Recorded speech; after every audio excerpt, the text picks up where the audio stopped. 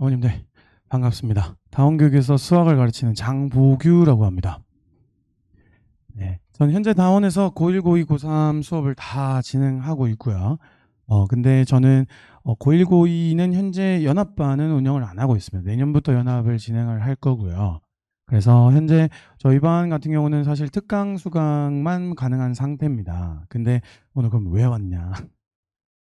그래서 방학 때 어머님들 여름 방학 때 어떤 식의 지금 현재 전략을 어머님들이 구상하고 계신지에 제 생각을 좀 가미를 좀 시켜 드리려고 올라왔고요.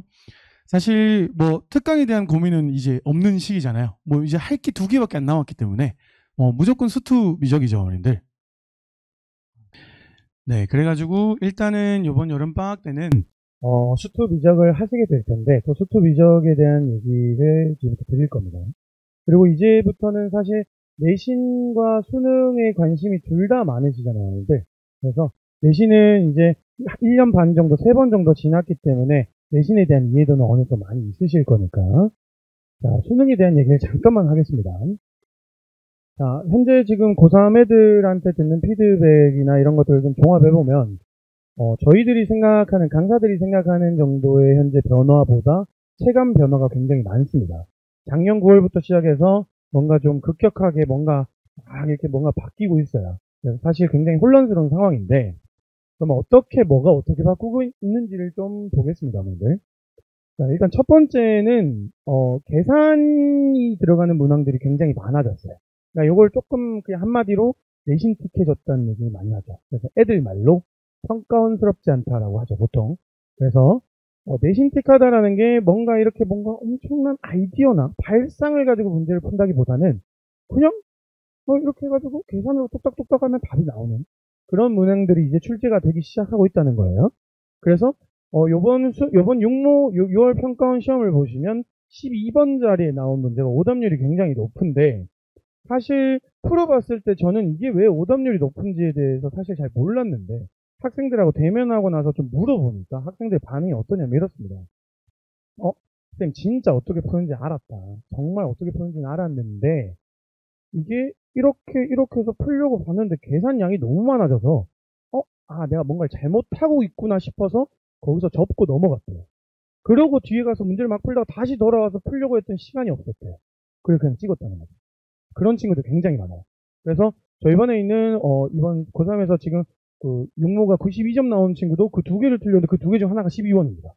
네. 나머지 객관식이랑 주관식 킬러 다 맞췄는데 그 12번을 하나를 틀린 거예요. 그래서 그런 친구들이 있을 정도로 현재 지금 굉장히 계산력이나 이런 부분이 굉장히 중요해졌습니다. 그러니까 발상이나 이런 것도 중요하지만 딱 봤는데 이건 계산으로 밀면 답이 나오겠다 싶으면 이제 그걸 묵묵히 밀 수 있는 힘도 필요한 시대가 왔다는 거예요.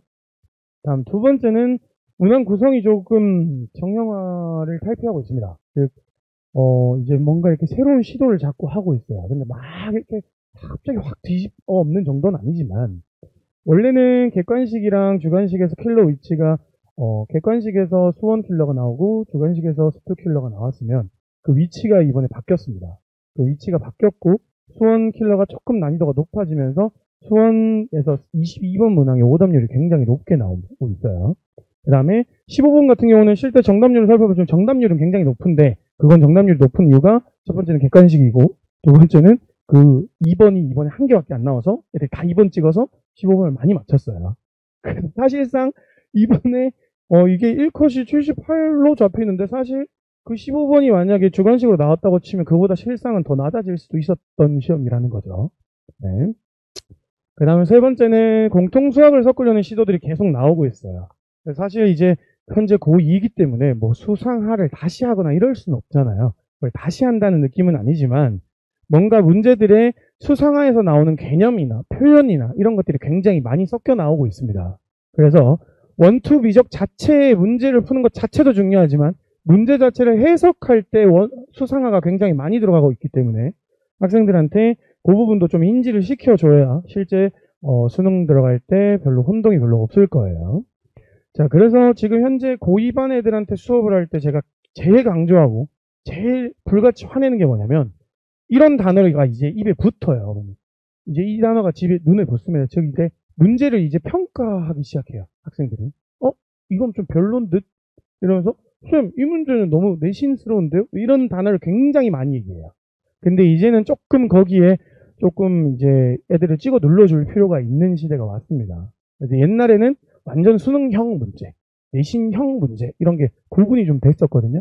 근데 사실 그 구분의 경계가 굉장히 모호해지고 있는 상황입니다. 그리고 지금 현재 이제 2년 남았지만 2년 남은 수능부터는 선택 과목 따른 유불리를 굉장히 없애려고 하는 추세죠. 그래서 미적분 없애고 이제 그냥 전부 다 원투 확통으로 가면서 사탐 과탐도 완전히 통합형으로 가고 있는 추세가 되고 있단 말이죠. 자, 그렇다는 건 이게 그때부터 바뀌는 거긴 하지만 저는 개인적인 생각은 이번 육모도 바라봤을 때 계속 이게 계속 점진적으로 그때까지 계속 바뀌어 나가려는 시도를 계속 할 겁니다. 그리고 작년 수능을 보면은 작년 수능의 확통 만점이랑 미적 만점이 표점 차가 11점이거든요. 11점이라고 하는 점수는 보통 일반 다른 과목 기준으로 두 등급 차이를 의미해요. 11점 표점 차이는.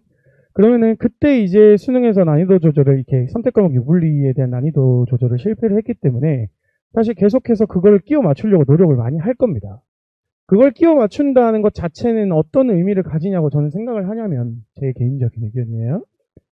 저는 사실 미적에 대한 난이도가 여기서 더 높아지면 사실 표점 차가 더 벌어질 게 뻔하고요. 그럼 계속해서 변별을 원투에서 하려고 할 겁니다. 실제로 이번에도 원투에서 변별을 굉장히 잘했고요. 그래서 사실 이제 미적 선행이 많이 안 돼 있는 친구들은 여름방학 되면 미적에 계속 뭔가 매달릴 거고, 물론 매달려야 됩니다. 선행이 많이 안 돼 있으면. 계속 매달릴 건데, 이게 2학기가 끝나고 내년 겨울이 되고 할 때, 미적도 중요하지만 학생들이 원투에 대한 자각이 굉장히 중요합니다. 원투가 제대로 안 돼 있으면 사실 미적 자체가 원래 어렵고요. 그 다음에 실질적으로 이게 미적이 1컷이 78로 찍힌다는 얘기는 미적이 4점이 3개밖에 없는데 그거 3개 다 틀려도 88이잖아요. 그럼 그거 3개 다 틀리고도 원투에서 2-3개를 더 틀린다는 얘기예요. 지금 미적을 하는 학생들이 1등급 컷이. 그러니까 사실상 미적에 대한 공부량이 굉장히 지금 못 따라가고 있는 상황에서 우리는 어디에 집중을 해야 되는가라고 생각하면 사실 원투에 대한 지금 중요도가 굉장히 높아지고 있다 정도로 이해를 좀 하시면 될 것 같아요. 자, 그래서 지금 실제 그러면 미적은 어떤 식으로 흘러가느냐면 미적은 원투 과목을 디테일하게 썩습니다. 그래서 원에 있는 마지막에 있는 수열 파트랑 투에 있는 함수의 극한을 섞어서 수열의 극한이라는 단어를 만들고요. 그 다음에 원에 있는 지수로그 삼각함수와 투에 있는 미분적분을 섞어서 지수로그 삼각함수 미분적분을 만듭니다. 그렇기 때문에 사실상 여기가 안 되면 미적은 불가능해집니다. 그래서 방학 때도 저 같은 경우도 저희 반 애들 대상으로 지금 특강이랑 정규를 할 때 반편성을 어떻게 하냐면 미적 특강보다 수투를 한 1주 반 빨리 개강해요. 그래서 정규반 같은 경우는 방학 전에 빨리 미리 개강해서 앞부분을 좀 빨리 쳐야 됩니다. 그래서 이 앞부분을 쳐놔야 얘랑 섞어서 얘를 수업을 할 수가 있어요. 사실 학생들 수투 3번, 저는 사실 3번까지는 잘 모르겠습니다. 한 8번 했으면 잘 모르겠는데, 한 3번 정도 한 친구들 사실상 수투 여름방학에 까보면 잘 안 돼 있습니다.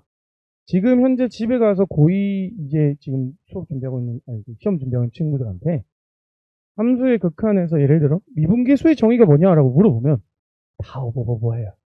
네, 실제로 저는 중3반을 진행하는데 중3에서 1, 2등급 왔다 가는 친구들도 미분계수 정의 얘기하라고 하면 어버버버합니다. 네. 그래서 사실 정의나 이런 부분들이 굉장히 많이 들어가 있고 굉장히 원론적이고 추상적인 개념들이 많이 들어가 있어서 수투는 개인적으로는 요 타이밍에 당연히 내신 대비를 진행하지만 사실 방학 때는 문제풀이보다는 조금 더 개념 수업에 집중을 하는 게 저는 조금 더 낫다고 보는 주의예요. 물론 그러면 문제풀이는 언제 하냐? 뭐 할 말은 없습니다. 네. 하지만 수투는 문제를 푸는 스킬이나 이런 것도 너무 많고 뭔가 이렇게 문제를 좀 빨리 풀 수 있는 방법도 많지만 사실 정의나 개념 설명이 훨씬 중요한 파트다라고 알고 계시면 되고요.